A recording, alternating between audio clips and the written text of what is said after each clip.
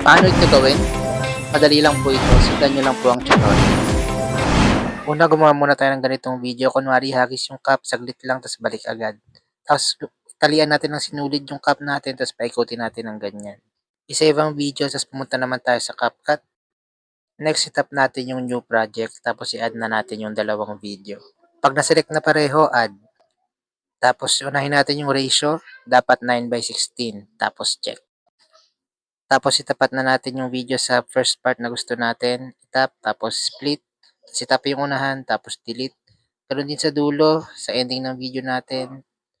Tap lang yan, tapos split. Tapos, i-delete yung dulo. Tapos, ganoon din sa cap. Select lang natin yung gusto nating start, tap, tapos split. Tap yung unahan, tapos delete. Ganoon din sa dulo, yung gusto nating ending. Tap lang yan, split. Tapos, i-delete yung dulo. Tapos, itap na rin natin yung ending, tapos delete. Sunod naman, itapat na natin sa part na ihagis na natin yung cap. Ayan, tapos itap lang, tapos split. Tapos, itap natin yung unahang video. Hanapin naman natin sa baba yung freeze para maging photo. Bale, mangyayari, video, photo, tapos video. Itap lang natin yung photo, tapos i-adjust natin yan ng 2.0. Depende sa inyo kung gaano gusto nyo katagal umiikot yung cap. So, itap naman natin yung style. Tap natin yung autofill, yung nasa unahan. Tapos, check.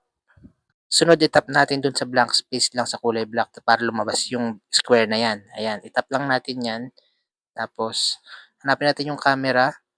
Hanapin natin yung effect dyan na pull out. Tapos, check natin. Siguro din sa sunod na box, hanapin natin yung camera. Tap lang yan. Tapos, pull in naman. Tapos, check. Next, pumunta naman tayo sa cap. Itap lang natin yan. Tapos, hanapin natin yung overlay para bumaba. Tapos, itapat natin siya dun sa photo natin. Ayan. Tapos, itap lang natin yan.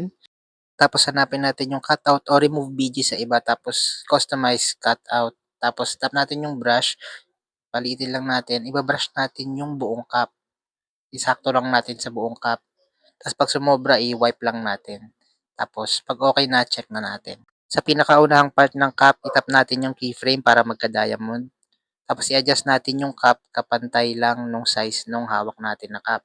Tapos, sa pinakagitna nung photo natin, itapat natin doon. Tapos, i-adjust natin yung cap sa pinakamalaki, sa pinakagitna. Tapos, itapat lang natin sa pinakahuling part ng photo natin. Tapos, ipantay lang natin yung cap sa size nung hawak natin na cap.